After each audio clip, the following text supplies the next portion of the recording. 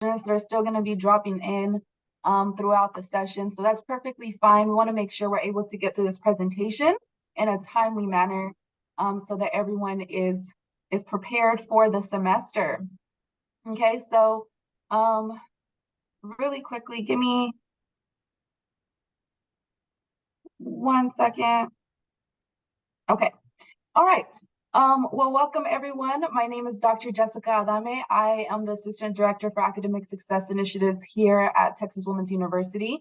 I'm located at the Pioneer Center for Student Excellence in Denton, Texas. And today we're going to be talking about active learning, strategies for engaging with college course material.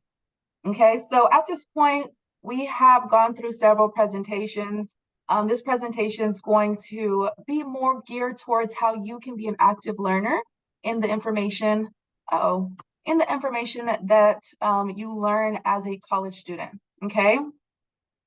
So at this point, you may not know exactly what active learning is, and that's perfectly fine. We're gonna talk about what it is and how you can use it to be a successful college student, okay? So this is what our agenda looks like for the day, okay? I divided it to 3 categories, which is prepare, attend, and review. So when we talk about prepare, we're gonna talk about balance and how you can make sure to balance your life so that you are successful here at TWU, and some strategies to help with that, such as time boxing and a reading comprehension strategy called SQ3R. And then we have attend. So we're going to talk about professor expectations and how we utilize technology here at TWU and how you can use it to your best advantage. Some strategies that you can use for when you're attending as a student, such as Cornell notes and how to stay connected. Okay, and then we're going to talk about review. So tips on how to review and study, and some strategies on that, such as mind mapping and spaced repetition. So we're going to be talking about several different strategies for active learning. So I highly recommend that you take notes. And if you have any questions at any point throughout the presentation, feel free to unmute your mic or drop them in the chat. I have my colleagues on with me as well. So if I don't see your chat or your question or comment, they'll be more than happy to respond to you. So first and foremost, what is active learning? Okay, so active learning is an approach to instruction that involves the active engagement of course material through methods such as discussions, case studies, and role plays. So it places a greater responsibility on the learner to take the initiative.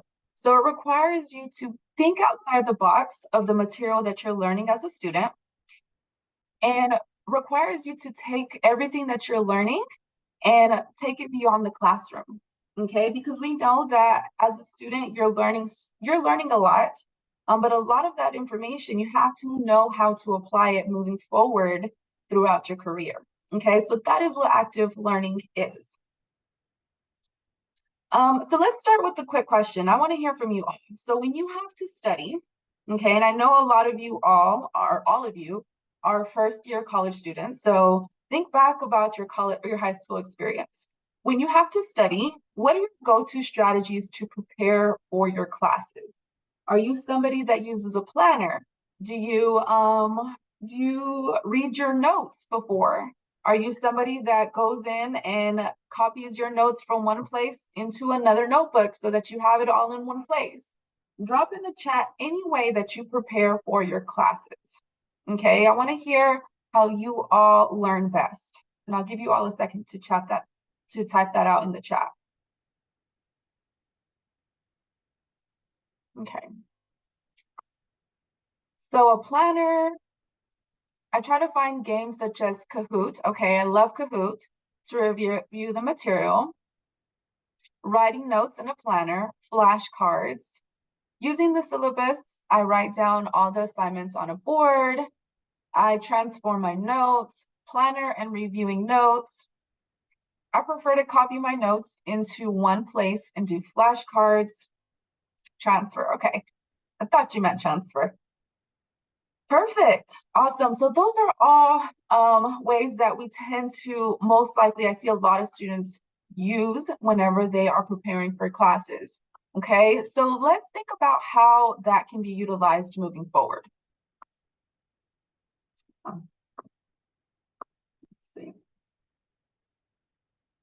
Okay, so let's think about active learning. So when we think of active learning, some ways that you can actively learn in your classes and the material that you are learning are through reflections. Okay, so you may have written a reflection at some point. So when we think about reflections, what it's doing and how that involves active learning is it requires you to think a little bit further on the information that you are learning by applying it to your own personal life. Okay, so that is what I mean by active learning. It is by actually applying what you learn from the material into your real life experiences. Okay, so in-class participation. So with in-class participation, you're able to engage with other students, you're able to hear their thoughts and perspectives on things, and it allows you to grow that perspective. Okay, discussions, also the same, peer review work and group work. So as you can see, when we talk about active learning, it really is a matter of expanding what you know already from what you've been taught in class and actually incorporating it into real life practice, okay? So some benefits of active learning, it helps promote a higher level of thinking that leads to the application of knowledge, analysis, and synthesis. It allows for deep level thinking rather than surface level. It allows students to receive immediate feedback and develop a deeper understanding of material, and it helps create a sense of community, okay? So all of these are benefits of active learning. So as you begin to get more familiar with what exactly active learning is, you'll see the benefits of actually taking the initiative of your education and expanding it further so that as you grow in your career, you're actually using what you're learning to become the professional that you'll become, okay? So now that we know, we've talked a little bit about active learning. I don't expect you to know everything about active learning, but as we continue to know what it means, can you think of any other active learning activities you have done? Okay, so most likely at this point, even though none of you have been college students before, you've probably done some kind of group work. Okay, so as a student anywhere, you have done some form of active learning. Can you think of any other activities that would be considered active learning? And I'll give you all a second to kind of think. Jeopardy game in history class, I like that. Yes, right? Because you kind of start to think a little bit further. Oh, that's great, Deborah. Thank you. Any others? Kahoots. Yes, I do use Kahoots often with my students. Typically, I tend to do it as a kind of way to, warm up their brain at the beginning of class. When I find something interesting in class and I try to find more information outside of class. Abigail, that is a perfect example of active learning. That's what we're going to talk about today. Asking other questions out of our notes. Yes. Pretending to teach material to fully understand it. I love that, right? Because you don't fully know information until you're able to teach it. Okay, and also formulating questions. We're going to talk about all of those. So it seems like you all are getting a hang of what active learning is. Okay. All right. So every time I do this, we're going to figure this out. Okay. So examples of active learning. So active learning really can fall on a spectrum from simple to complex. Okay, so we've talked about the more simpler ways of active learning, such as writing reflections. Okay, a large group discussion. So being able to elaborate your thoughts and perspectives with other students really requires you to dig a little bit. Okay, and allows you to bring out that information and dig a little bit deeper to what it can mean and how it can be applied to real life experiences. Peer review, okay? Having others give you feedback about your own work. Hands-on technology. We're going to talk about hands-on technology and how you can use it in your active learning, okay? Inquiry learning, going out and actually searching for how to apply this information, and experiential learning, okay? We are going to talk about how Texas Women's University does a really great job about making sure that you are actively learning and doing everything that you can to take what you are learning out into the real world, okay? So passive versus active learning. So oftentimes as students, we tend to gravitate towards a more active, passive approach to our learning. Mostly this has a lot to do with the fact that there's a lot going on in our lives. We don't necessarily know how to study. Okay, so for example, some examples of passive learning will include rewriting our notes. Okay, and what this is doing, it's making us feel as though we are getting work done, and you do begin to memorize what it is that you're writing down, but that does not necessarily mean that you are actually learning the material. Okay, making or using flashcards. Now this can go in both ways. It can be passive in the sense that you are doing it just to, feel like you are memorizing the information, but you could also take it a bit further and use it as a way of active learning, right? Expanding on what it is that you have written on the flashcards. Rereading chapter summaries, memorizing theories, highlighting material. A lot of times, these are all forms of passive learning because we are doing it just to memorize information long enough to take a quiz, long enough to take an exam. Okay, and so what happens is after we take those quizzes or exams, our brain removes it from our mind and we're not able to use it in future references. Okay, so how to turn that from passive to active. So some examples of active learning would include explaining material in your own words. Speak it out loud. Okay, I like whoever dropped something about teaching. That was great, right? Because teaching is an excellent way to actually teach yourself. When you're teaching it to somebody else, you begin to think of other ways to kind of sort that out and actually explain it in a manner that is applicable to somebody else. Okay. Formulate and write down questions as you read. I've seen somebody drop that. That's an excellent way to expand your learning, okay? Because you begin to think of other questions and you can actually think about those questions whenever your exams come up, okay? Relate theories to real life examples, interest, or stories, right? So when you're learning your material, begin to think about how this can be applied to whatever field you're going into. Okay, and then develop a concept map or flow chart, which we're going to talk about. Because when you are actively learning, what you're trying to do is trying to make sense of everything and put it in a form that can be explained in a bigger concept, okay, which we will talk about.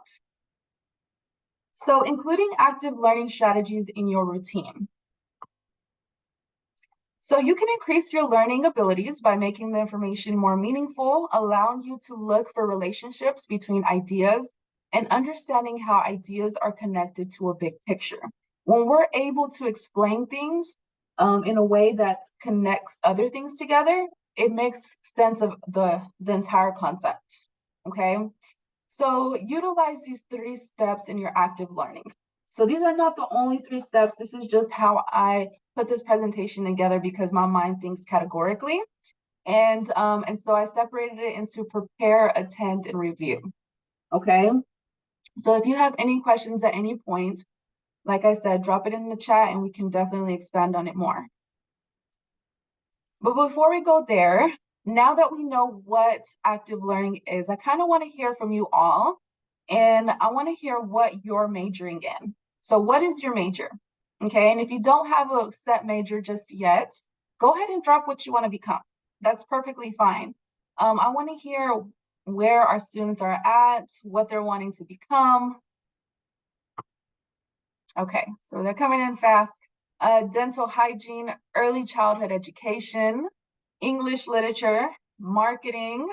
I see some biologies, health studies, nursing, elementary education, marketing, pre-nursing. Awesome. Political science. I see a lot of amazing majors. Congratulations. These are all great. Let's talk about how we can apply active learning to these majors, okay? So now that we have talked about what active learning is, why do you think active learning would be important to practice? Can anybody give this a try of why it's important to be an active learner? And think about your major when you are thinking about this question.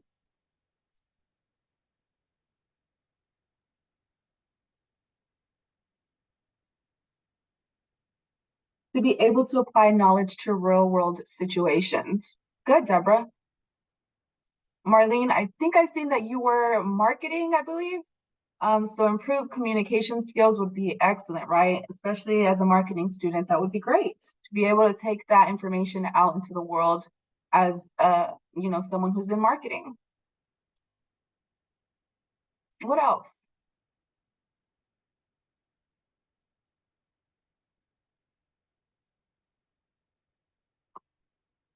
So I've seen some pre-nursing, I've seen some biology. So as someone who's doing pre-nursing, right, think about how this information can be important to you. So Abigail said to engage with reading material rather than just reading it because it was assigned. Excellent. Okay, so when you think about pre-nursing, that whatever it is that you're learning, the material that you're learning, you have to be able to apply it to the field that you're going into as a nurse, right? Because we know that, yes, you will learn a lot through your textbook, but a lot of what you're going to learn as a nurse is going to happen beyond the classroom, okay? And so as a student, you have to take the initiative and know that your education is your responsibility. And so being a nurse is going to require you to know how to actually apply this information, okay? And that's what we're going to learn today. Every time. Doesn't miss. Okay. So including active learning strategies in your routine. So beginning with preparing.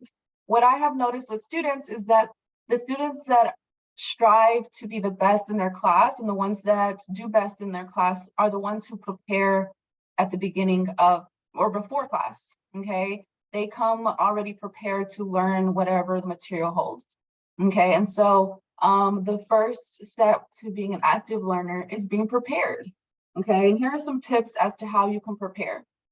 Survey topics, concepts in class lectures. So I've seen somebody drop in the chat to do some research about some concepts that they learned in the text, right? That's an excellent way to prepare. Read summaries, go into the material that you're supposed to be going over for that day, and go ahead and dive into the summary so that your brain can be prepared for what it's about to learn, okay? Preview lecture slides. Always try at least to review the lecture slides in advance so that you know what to expect, so you can start formulating questions and know what the professor is going to review, okay? Write down questions and thoughts of inquiry. Begin to start to formulate your own questions so that whenever you get to class, you can raise those questions and get a deeper understanding of what the material holds. Reflect over questions and comments to ask. Prepare an outline framework for note-taking. Okay, so 3 ways that you can prepare for active learning, beginning with balance. And then we're going to talk about time boxing and SQ3R. Okay, so starting with balance. So learn to set goals when everything feels like a priority. A lot of students are taking more than 4 classes. Okay, but outside of school, we also have other responsibilities such as family, we have jobs, okay? And so when it comes to balance, it's just a matter of learning how to prioritize and, negotiate your time so that it's placed at the best places, okay? That's what you're gonna learn as a college student, is that when it comes to balance, it's a matter of just knowing how to manage your time and prioritizing the things that are most important at that time so that you can accomplish the things in that area, okay? And so 3 ways to prioritize effectively. Make a list of everything you need to do, okay? Relieve your mind of everything that's going on in your mind. I was just telling my colleagues just a second ago, I literally write down even the smallest tasks. Sending out an email is worth writing down, okay? Because you want to feel like you are actually getting everything that's in your mind onto something that's visible so that you can go in and cross it off when it's been done, okay? There's something satisfying about crossing things off of your list, even if you think they're small, right? It helps you feel like you are accomplishing your day. Take your to-do list and map it into your calendar. We're going to talk about time boxing. I know Destiny reviewed it yesterday, I believe so. And so we're going to talk about how you can time box your day so that you can prepare for your classes and you can actually dive into the active learning. And like I said, celebrate small wins by accomplishing shorter tasks, right? Even if it's the smallest thing to somebody else, that does not mean that it's a small task, right? It helped you get through your day. It cleared one thing off of your to-do list, and now you're able to move forward with the next thing on your to-do list, okay?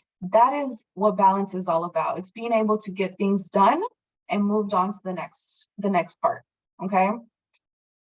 So strategies to help prepare is the first one is time boxing. One of my all-time favorite strategies that I use, and I like to teach my students the strategy as well, because it's simple and it lets you visualize what it is you need to get done, okay? So what is it? It's a time management technique where you allocate a fixed time period to a planned activity. So how do we use time boxing? Or first of all, the benefits of it. It helps with procrastination. It helps with recognizing how much time you have for each task. It prevents multitasking and increases productivity. All of these are super important for getting things done.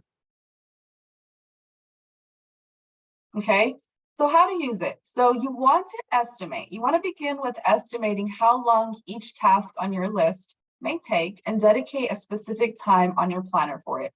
I've seen several of you drop that you use planners. So you may be already using time boxing and you don't know that it's called time boxing, okay? Assess and review. You review your progress and establish further steps. So I'm gonna give y'all a visual representation of what this looks like. But when it comes to time boxing, it's just a matter of thinking about everything you need to get done, writing it down, and placing it in a designated place in your time for the day. And scheduling out your day in such a manner, okay? So this is how it would look in a simple form. Even though this doesn't look too simple, I put this together on an Excel sheet, okay? I pretty much just divided my days, Monday, Tuesday, Wednesday, Thursday, Friday. And I did 30-minute intervals on the side. What I did is I went through each day and I time boxed all the things that I have to do for that day. Now I made this up, this isn't my real schedule, okay, but this is what a student's schedule may look like. Okay, so the beginning of the day from 8 to 8:30, if you're somebody that likes to clear your emails and get rid of anything that might be in your way or might distract you, this would be a good place to put your emails, right? So designate 8 to 8:30 the emails, right? And then from 8:30 to 10 o'clock, we have prepare for foundations of OT. So what I did is if I know that Monday and Wednesday, we have that class, I went ahead and blocked those times for those 2 days. So now we're time boxing, but we're doing it in a manner that's effective throughout the whole week, okay? So then from 10:30 to 11, or 10:30 to 12, we have occupational therapy, okay? And so I have that class Monday and Wednesday. That takes care of Monday and Wednesday. So I know what to expect on Monday and Wednesday and where I'm going to be on Monday and Wednesday. Okay, from 12:30 to 2, I give myself time to have a lunch break. Now during this lunchtime, it's completely up to you what you do with this lunchtime, but you have it already pinned into your calendar. And so you can do whatever you want. You can continue to work if that's what you please, but it's pinned in there so that you know where you're going to be during that time. Okay, intro to psych. Again, the same technique, 2:30 to 4, I put intro to psych, went ahead and placed it in my Wednesday day. And then I even designated time to study. Okay, now it's super important because you want to treat your study time like any other schedule time, okay? Because what you'll find as a college student is that things can get very hectic and you can get very busy really fast. And that study time is just as important as your class time, right? Because that is going to be the time where you actually, write out your notes, you actually study for that test, and you want to treat it like any other appointment, okay? I tell this to my students all the time, treat your study time like a designated appointment that it's non-negotiable, right? You know that from 4:30 to 6, you have an appointment on Monday, and that appointment is with your study time, okay? So treat it like any other appointment so that you can begin to get consistent with that study time, right? And then of course, you can make sure to do the same for anything that involves self-care, right? So cycling / gym, I put from 5:30 to 8 o'clock, right? Treat it like any other appointment, right? It's an appointment for yourself, and it's just as important as those other things, right? Because it helps you get through the semester and it helps you be successful, okay? So let's go on. So next thing is the SQ3R. So let's shift gears a little bit. So we've talked about planning and scheduling out time to study. So let's talk about how we're actually going to study. So what is it? So what is the SQ3R? The SQ3R is a reading comprehension method aimed at retaining information for application. Okay, so we've seen in the last slide that we designated time to study. So now we know that from 4 to 6, I believe that's what I put, we're going to sit down and we're going to study. Now, how do we actually study? Okay, that's the next question, and that's the next challenge that students often run into. Knowing how to study is just as important as designating time to study, okay? And so the SQ3R is an excellent strategy that you can utilize to actually retain what it is that you are reading, okay? So how to use it? The SQ3R is divided into 5 different steps, okay? Don't feel like you have to learn every single step that I'm about to teach you all, because it can be a little bit overwhelming. But just know that this is an excellent strategy that you can utilize, especially if you have a lot of reading in your major, okay? So the first one is survey, and I'm going to dive a little bit deeper into these as well. The second question, 3, read, 4, review, 5, recite. So let's talk about each one a little bit further. Okay, so as you can see, I created a little chart.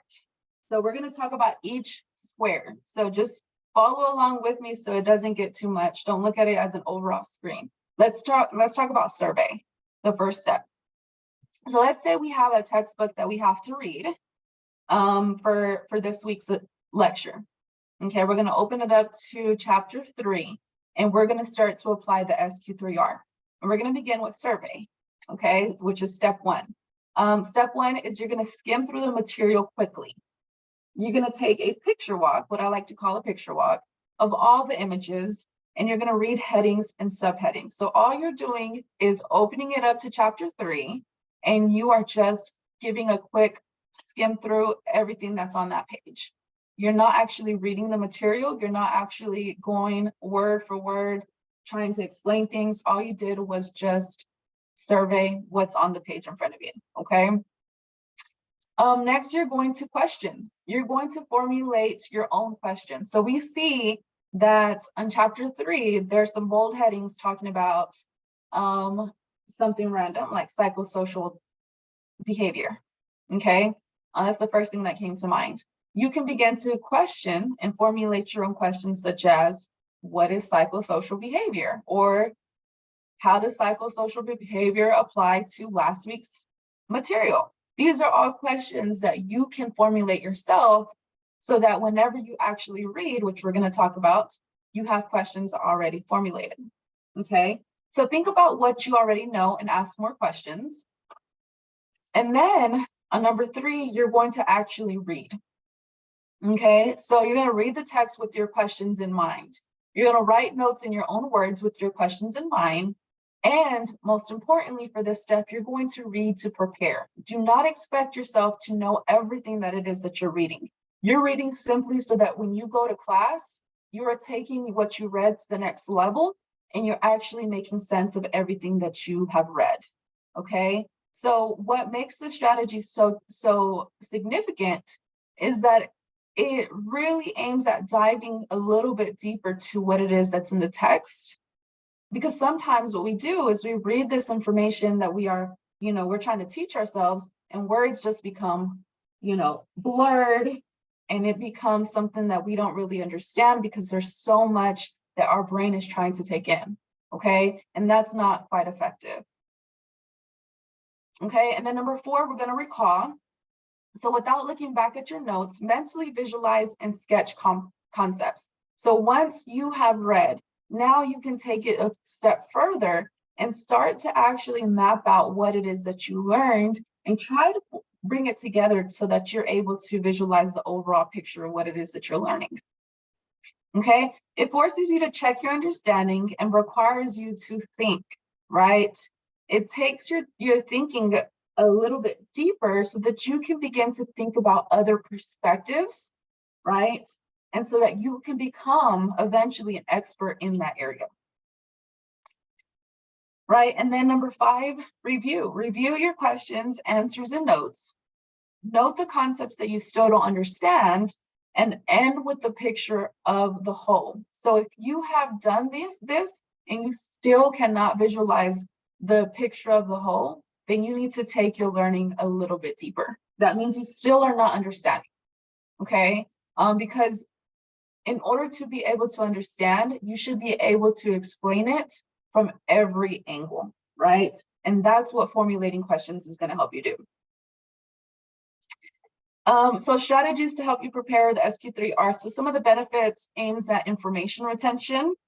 It's designed to help you learn how to apply the information to real life matters, and it fosters knowledge growth by asking questions. Okay. All right, let's talk about attend. So when you're attending as a college student, that is of course part of active learning. So you want to be intentional with your learning.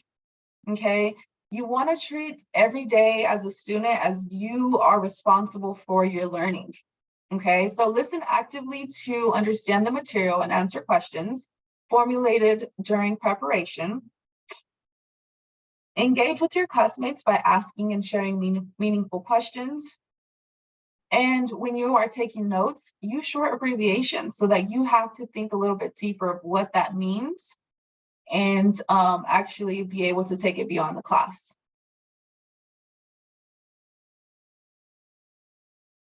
Okay, so some strategies to help with attending. Create a toolbox with all your success tools. So as a promise student, you're here and you're already creating a toolbox, right? So the toolbox has included financial aid, so you know that you have resources in that area. Today we're talking about active learning, right? So that's another tool to add to your toolbox. Begin to treat everything like a tool for your success. Okay, so be intentional with your learning by getting familiar with your professors and their expectations. We're going to talk about what a syllabus might look like and how to get familiar with professor expectations using technology, right? So every day this week, you have learned something different. What about placing it somewhere where you're able to access it easily, right? We can talk about that. Utilizing note-taking strategies and getting connected. As a TWU student, you have a network of people that want to help you be successful. So begin to get connected so that you can tap into those different networks. Okay, so first one, get familiar with your professors and their expectations. And just check on time. Okay, so this is an example of the top of a syllabus. Okay, so you're going to have your general information, such as your instructor name, semester and year, numbers of credits, your class location. Make sure you know where your class is located. Okay, if it's an in-person class, make sure you get familiar with how to get there. With class meeting times, you're going to see, when your class is expected to meet. You might even have some more deeper information, such as what to expect if the class gets canceled. Some other stuff that you want to make sure that you go into your syllabus and begin to, highlight and get familiar with is how soon you can expect your professors to respond to you. Okay, so right here, for example, response time. Oftentimes professors will be very clear about when you can expect for them to respond. Professors have lives too, right? We often forget those kind of things. But professors have lives too, and they can respond whatever time that they want to respond. That's the reality of college. Okay, and so here this syllabus says, I strive to respond to all emails within 24 hours during the regular business week. During the weekend or week holiday, please expect a delay in response of 48 to 72 hours. So this is really important because if you have a quiz that's due on Friday at 11:59 and you have some kind of unfortunate, internet connection and it crashes your entire quiz, and so now you're trying to reach out to your professor at 1 a.m. in the morning on Saturday, and they're not responding, and so you are getting a little bit nervous. The reality is that professor is not required to respond to you, so you might get a deduction in your points because, you know, that's just what they have listed and that's their policy. Okay, and so being aware of these things and understanding how they prefer to be communicated. Okay. Next, use practical note and test taking strategies. And what I mean by practical, it means being able to actually practice what it is that you are, you know, writing down in your notes. So knowing how to effectively note take can take you a long way in your education. Be strategic in your note taking as early as possible so that your learning is consistent and concise. So you all are going to be starting in the fall, right? So that is in a couple of weeks. You have time to get familiar with what might work for you. Okay, and so that puts you at an advantage because you're able to start to be consistent, concise with your notes. And note taking, like it says, can take you a long way because you're eventually going to have to come back to those notes and you want to know what it is that you wrote down, right? So Cornell notes is one of my favorite note taking strategies that I like to use because it's simple and you can use it quickly while you're getting through lecture. Okay, so here are some benefits of of Cornell notes. It requires you to summarize lectures to study in the future. It allows you to take information that is important and actually hone in on it. And it helps with information retention and intentional note taking. Okay, has anyone heard of Cornell notes before or utilized it before?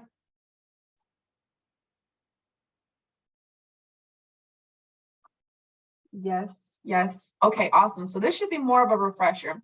And the reason why I included it, because oftentimes most students have already heard of it, is because it is one of those strategies that just, it works every time. And it's very simple, right? Here we go again with this. Let's see.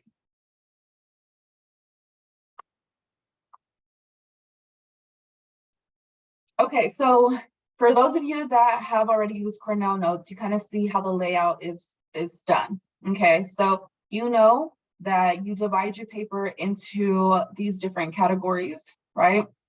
And for those of you that have never used Cornell Notes, what you're going to want to do is you're going to divide your paper, your notes into these sections. Okay, so you can draw this out. A lot of students like folding their papers in this way. That's all perfectly fine. So the top of your page is going to have the title and subject. Okay, you want to make sure that you are keeping track of what your main notes are about. Okay, because you don't want to have some excellent notes and you don't even know what the subject is, right? So when you're in class, you're going to write down the main notes. So as the professor is talking, you're going to write down everything that you are trying to make sure that you remember. You want to emphasize the importance of using abbreviations and paraphrasing, okay? Because that is where the learning is going to really take place. It's going to take place in you knowing how to paraphrase this and eventually being able to explain it in your own words, okay? And so the other sections you don't necessarily have to do while you're in class. This can take place while you study, right? So you can bring these notes back out and you can start to formulate questions about important points, okay? So your main notes are going to be where you pull from, and you're going to dive a little bit deeper with some questions. And eventually you should be able to summarize that subject or title into your own words and be able to apply it or explain it, okay?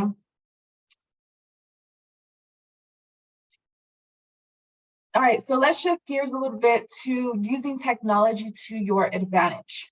So Christine, I believe on Monday, talked about some resources that you have access to, some technologies that you have access to as a TWU student. So she did explain that as a TWU student, you have access to the Google Suite, which is absolutely amazing because you're going to have access to an entire suite of different resources. Okay, so if you are not familiar with Google Suite, this includes Google Docs, Google Classroom. All of you should be in our Google Classroom. Sheets, Google Sheets, if you use Google Sheets, Google Drive, all of those would be included in the Google Suite, okay? So you're able to store everything in one place and have access to it everywhere or anywhere. The reason why this is so important is because technology is so unpredictable, right? A computer can crash, and you do not want everything that you worked on and all your notes that you worked on throughout the computer or throughout the semester to be only on that computer as an X drive or as a folder. Being able to keep it in your Google Suite makes it accessible from any device, right? Even from your phone or your iPad or your computer, okay? So that you can have it at any point if you need it, okay? So storing all your notes, storing everything we've talked about this week, this will be an excellent place to begin. Zoom, right? Now, with the new times that we have, Zoom is an amazing resource, okay? You're able to meet with classmates and others through your TWU Zoom. So you have a TWU Zoom license.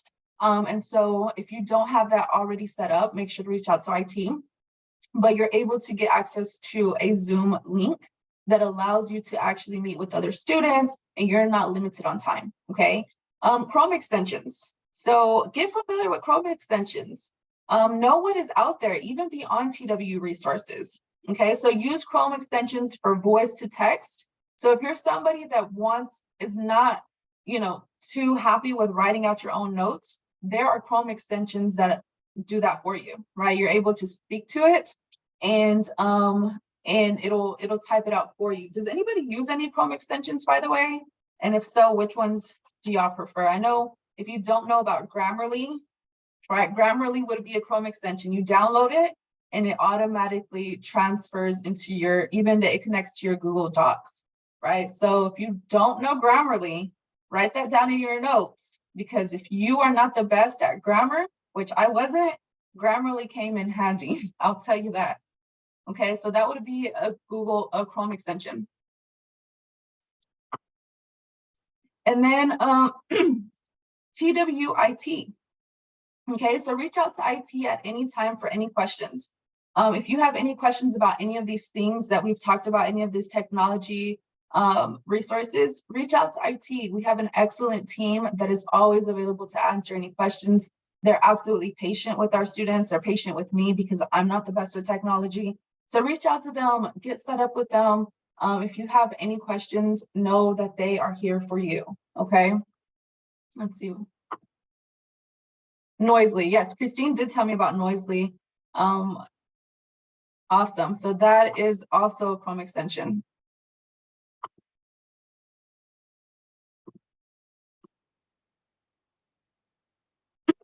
All right, so connecting. So begin to build a network for your success. So as we talk about a toolbox and how to start to create your toolbox as a student here at TWU, think about building a network for your success, becoming familiar with the resources that can help you succeed. Okay, so here are just 2 categories on some resources that can help you succeed. Okay, so we have academic support and health and well-being. So when it comes to academic support, we have academic coaching, which we're going to talk about a little bit further on all of these as well. We have things like the Right Site, right? If you want to review some information or the material that you are expected to learn and it's still not clicking for you, the Right Site is an excellent place to start so that they can help you navigate through that material, okay? We have tutoring services, experiential learning, right? And if you just need a break, we have resources such as sleeping pods. We have hammocks around our campuses. Okay, health and well-being. We have services like counseling and psychological services, fitness center, health and well-being initiative, and quiet study rooms. And I'm kind of breezing through these because I'm going to dive a little bit deeper in each one of them. Okay, thank you, Christine. She just dropped some Chrome extensions that we were talking about. Grammarly is an excellent resource for proofreading. Noisely, I've never used it, but Christine has said a lot of good things about it. So those are excellent resources.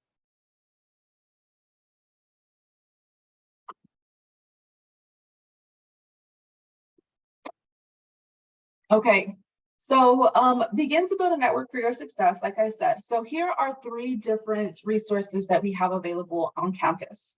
Okay, so if you are a student that may require tutoring, or maybe you don't even require it, you just want to take your learning to the next level and get tutoring, we definitely offer tutoring services. Okay, so I'm going to go into each one really quickly. So with tutoring, if you go to this website and somebody can drop it in the chat, or you can simply just go to TWU and type in tutoring, right? It's going to give you a breakdown of our summer hours. We really strive to be inclusive and to help our students that are not in Denton. So you can definitely look out for any virtual resources as well. If you go over here, we have the tutor schedule, subjects tutored. Okay, we have, so I'll go to it really quickly. So you can see what our tutoring schedule looks like. Okay, so virtual tutors. So really navigate this page and find out what works. Your screen. Oh, thank you. Let me reshare my screen. Okay, can we see my screen now?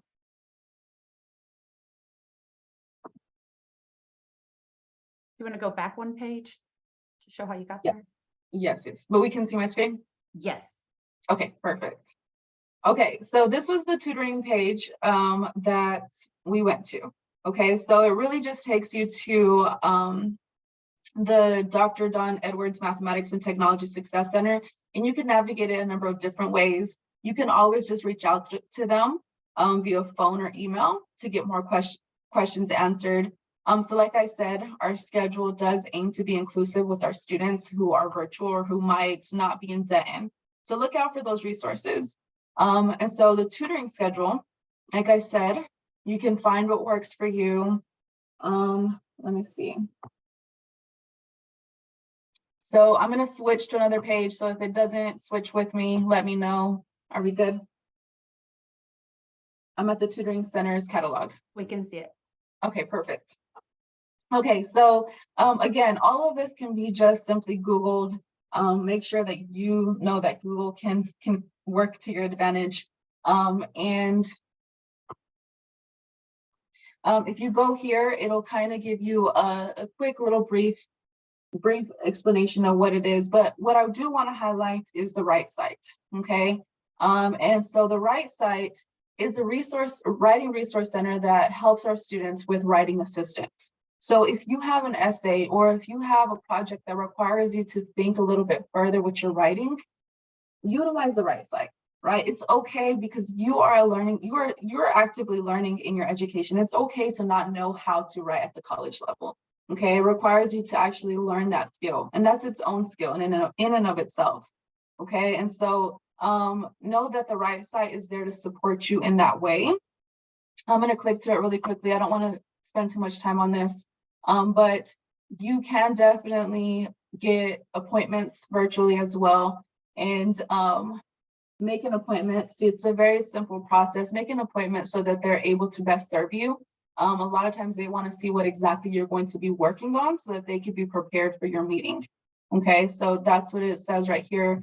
It'll give you a brief explanation of your appointment instructions. Okay, so like I said, a simple TW search for the right site will take you straight to it. Okay, I'm going to switch gears really quickly, so I'm going to stop sharing my screen. And I'm going to go back. Actually, let me go ahead and go to where I'm going to go to so that I don't have to reshare my screen. So the next resource that I want to make sure I highlight is the TWU-Pioneer Center. Okay, so you're going to see the right site come up again. Now you should see the TWU-Pioneer Center for Student Excellence. Okay. Now, I really want to emphasize the Pioneer Center for Student Excellence because you can use it as a resource hub, right? As a first-year student, there's so much different information that's being thrown at you. You can utilize the Pioneer Center as a resource hub for any questions that you might need answered. Okay, maybe you don't even know where to start with the resources that you have access to. Reach out to the Pioneer Center. So the Pioneer Center for Student Excellence, we have an office in every campus. So the Denton campus is located at the library on the second floor. You can see us there Monday through Friday from 8 to 5 p.m. But there are a number of different resources and offices that are located at the Pioneer Center. Okay, so we have academic coaching, for example, and if at any point you can't see my screen, let me know. So with academic coaching, this is an excellent resource for you if you need help with time management, test taking, note taking, general study skills. Maybe you just need motivation, right? It's okay to need motivation. Sometimes we can get a little bit discouraged. We can start to question what we're capable of, and that is absolutely normal. Reach out to an academic coach so they can help put you back on the right track. Okay, I'm an academic coach. We have excellent academic coaches that are really trained at knowing how to help students get back on track. Okay, so if you scroll down here, you can just click Get Coaching. You're gonna pick the campus that you're at. Again, we do offer virtual visits. So let's just say you go here, and I'm not gonna spend too much time on this. You're gonna pick who is available or who you want to specifically meet with. And then you're gonna set up an appointment, okay? Thank you, Christine, for dropping those links. So yes, if you would like, what I would recommend is that those links that are being dropped, if you are utilizing your phone, save those links, copy and paste those links to your notes so you know how to reach them, okay? So other things that I want to make sure I highlight with the Pioneer Center is, because there's so many resources here at the Pioneer Center, but I want to make sure I highlight internships and experiential learning, because that is an excellent way to actively learn. Okay, so our internships office is located at the Pioneer Center. We have some amazing individuals that work for it. And what we do is we strive to help our students actually be able to take their learning outside of the classroom. Okay, now the internship office is not a placement office, so we will not place our students in an internship, but we do provide resources to help that transition into an internship, financial resources, and even just guidance to help you in the right direction. Okay, so if you go here to get more information, you'll hear about some events and programming that we have in the fall semester. Look out for them, right? And if you see that there's an internship expo that's coming around the corner, make time to try to stop by there, right? If you're on campus, because that is an excellent place to network. And even if you're not even looking for an internship at this very moment, you never know who you can run into, okay? And again, experiential learning, that is another resource, right? We are, experiential learning is just being able to take your experience and what you learn and actually turn it into experience, okay? Really quickly, we have our Experiential Student Scholars Program. Navigate this page so that you can get more information on how you can be part of this, okay? I'm not gonna go into too much of it because we're so constrained on time. But what I do wanna make sure to highlight is how to reach out to our team, okay? You'll find our information here. Pretty much every page that you go to, you'll find our information. And if you don't find a specific person that you're looking for, reach out to just a contact that you see on the Pioneer Center. We will connect you to who you need to talk to, okay? We are here to help you transition and become the best TW student that you can be, all right? Shifting gears again, lastly is the library, just because we are limited on time. The library is another way to take your active learning to the next level. And let's say you have a research project and you need to actually get scholarly research. This is where you can start, okay?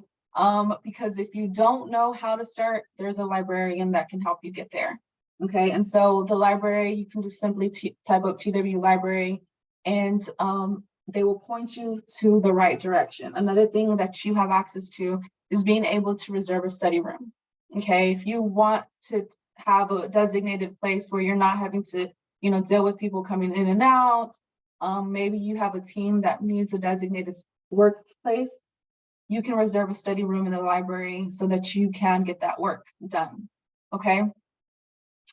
All right, so I'm gonna switch on over to the presentation really quickly. Okay. Can everyone see my screen again?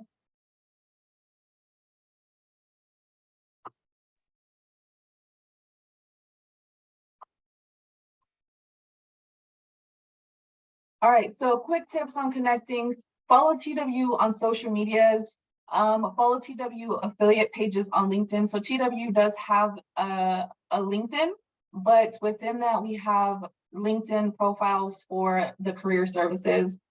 We have LinkedIn for the Office of Entrepreneurship. So follow their affiliate pages so that you can get connected with more than just the overall TWU page. And be prepared to share your LinkedIn, right? We are in a new time where LinkedIn is the new resume. And so have that prepared so that you can always be willing to be ready to network. And lastly, review, right? Brainstorm to help with reviewing what it is you have already learned, and utilize strategies that will allow you to learn the material rather than just memorize.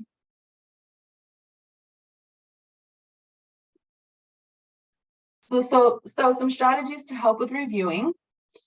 We have mind mapping and spaced repetition. Okay, so what is mind mapping? Has anyone ever heard of mind mapping before? You can drop it in the chat.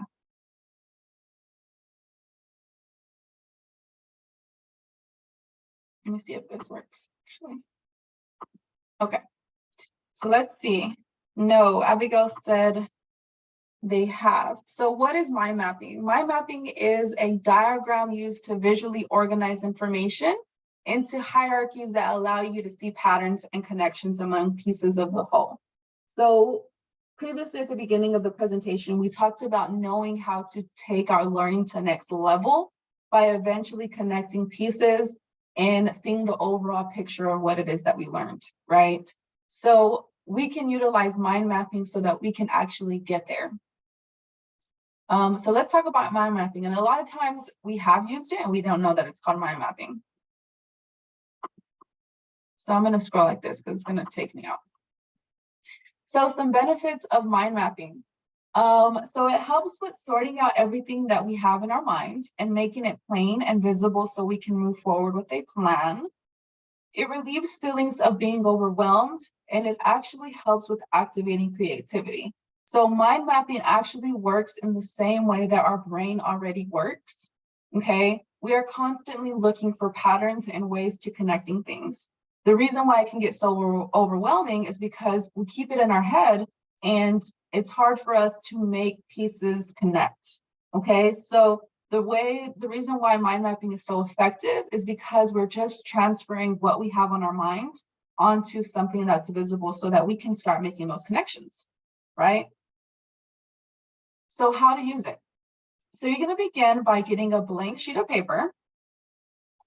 If you want to use a paper, that's fine. If you want to use a page, if you're more, if digital work is more effective for you, that works as well. You're going to begin with the general topic you are working on, okay? So it can be as general and as big as you can think of, right? The point is that you are striving to start to make the connections. Begin to dive more specific in areas of that topic, creating a web-like shape, going from most general to specific. So kind of like this shape that we have here, right? We have mind mapping. So let's just say we have our topic there. We begin to dive a little bit more deeper, and then within each area that we are dividing it into, we take our learning a little bit deeper and begin to think about those more specifically. Okay, so here's an example. We have biomolecules, right? I don't know much about biomolecules. Actually, I know nothing about biomolecules, but here is a perfect example of how mind mapping can divide that to make it to where I can begin to sort it out a little bit more, right? So from biomolecules, we would divide it into some areas that are more general, but not as general as biomolecules. Okay, we have carbohydrates, lipids, proteins, nucleic acids, And then from there, in each area, you're going to divide it a little bit deeper so that you can begin to actually break that big concept up into something that makes more sense. Okay, so that's how you can utilize mind mapping. Now, spaced repetition. Let's see if my video works.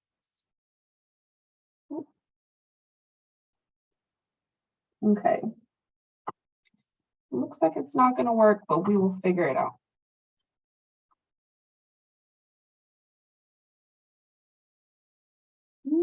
Okay. So I had a video for us, but it's not pulling up, so that's perfectly fine. What spaced repetition is, it is knowing how to study this information by giving yourself time to actually sort this out. So let's talk about spaced repetition. So when we think about the forgetting curve, right? If we are not constantly learning and relearning this material, we begin to dispose of it, right? Our brain is going through so much throughout the day. We are constantly trying to make connections. And so if we are not constantly relearning the things that we need to learn, we forget it, right? So just think about what you learned even in your last year of high school. Okay, if you're not utilizing this information, your brain remembers it, fogs of it, but it's not something that you can easily explain to somebody.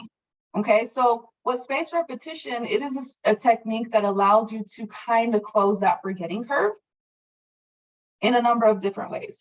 So you can start by reviewing your notes within 20 to 24 hours. Because we are, like I said, constantly trying to dispose of information, the more you review notes in a shorter span, the more this information becomes part of your memory. Okay, you want to recall some of the most important notes. Pull from your memories, right? Pull from the notes that actually did hang on to you a little bit deeper, the ones that actually were more meaningful to you. Okay, recall material again. Every 24 to 36 hours, go back to those notes, especially if you have an exam that's coming up, that's information that really requires you to think and remember. Recall that material every 24 to 36 hours. Keep that information fresh, right? And then study all over again, right? Remember to study from what it is that you need to actually apply, and begin to study it in a way that it becomes more natural for you to explain. All right, so academic coaching, I talked about it really briefly, but I did want to make sure to go over it really quickly with you again. You can get access to academic coaching as a TWU student. It's completely free to you. These are the steps that you have to take to register for it, to be seen by an academic coach. You can scan this QR code, and or you can go to the website. What you're going to want to do is quickly look up a TWU academic coach, right? Click get coaching, select the campus that you're at, pick a coach, and then pick a date that works for you. Okay, and so you can follow these steps. This presentation will be available to you in your Google Classroom. So if you ever need a refresher on how to access the academic coach, you can definitely go to it and follow these steps. Counseling and psychological services, as you all know, every day we have spotlighted a resource that we want to make sure you all are familiar with. I'm going to talk about counseling and psychological services. It is an amazing resource that a lot of students don't know they have access to completely free. Well, it's covered in your tuition, so why not take advantage of it, right?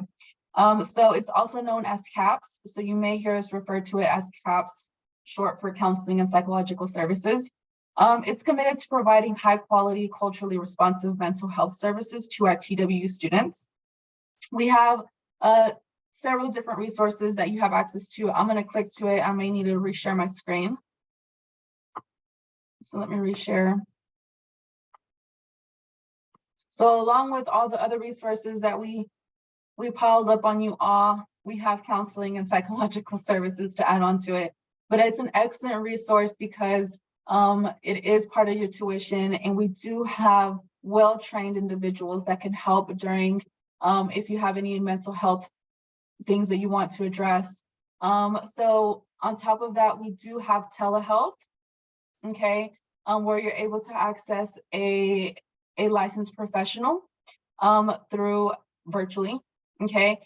With intake appointments, you will be required to do an intake appointment to be seen. And then from there, if you need further assistance in whatever capacity, you'll be able to talk that over with the licensed professional, okay? There are events that I also want to highlight. Make sure that you get familiar with this. Really quickly, some services that we have available for our students: group therapy, couples therapy, crisis intervention. We have resources specifically for students. And again, navigate this page because there's so many different resources available to you. We do have an in-person clinic as well. I don't typically recommend that you walk in because we're so jam-packed. We have such a big campus. But definitely, if you have any questions and you're on campus, feel free to stop by. And if not, their contact information is here so that you can get any questions that you have answered, okay? I'm gonna switch gears really quickly again on you all.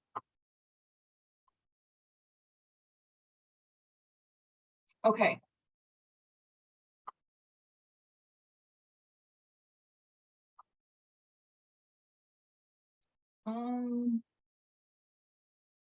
Oh, let me stop sharing my screen really quickly. I don't know what just happened. Here we go.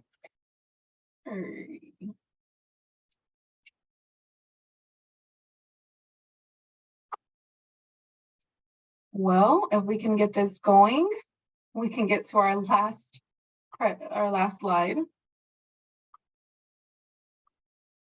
But here we go. Okay, let me share my screen again. And if you have any questions, please drop them in the chat. I know we're moving a little bit faster. But really quickly, before we end, again, we do want to highlight our academic workshops that we have already lined up for the fall of 2023. These are all resourceful workshops that are going to help you at each milestone throughout the semester. For example, starting out strong in the mid-semester recharge, just executing the rest of the semester and getting ready for finals. We want to make sure that we're preparing our students throughout the semester, not just in the beginning, and guiding them throughout the semester so that they can end the semester successfully. Okay, but do we have any questions? Any questions? So Gretchen said, can you send a link to the page for registering for academic workshops? Yes, we definitely can. I believe it may have been dropped at some point, but yes. And these workshops will be available in your Google Classroom. So the registration will be available as well as the recordings if you're not able to make it. Thank you, Christine. Christine just dropped it in there. Again, if you need access to these links, what I would recommend is that you save them to your notes. Save them so you can easily access them at any point throughout the semester. Let's just say you're in the middle of your semester and you just remember that you have access to academic coaching because of this call, and you know, you can go back to your notes and see the link. Any other questions? I was invited to this meeting as a TRIO student. Will they also be in the TRIO classroom? That's an excellent question, Gretchen. So you'll have to contact your coordinator, which is McKenna, and she'll give you all the information that you need as a TRIO student. Yes, we will send them the information to relay to you. Let me actually write your name down so I remember. Okay. Any other questions?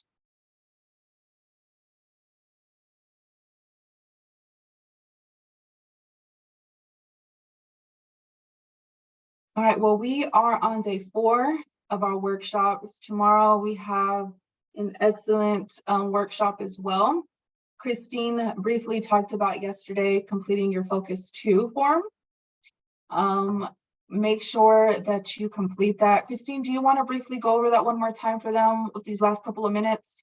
I can. Okay, I'm going to hand it over to you. Thank you.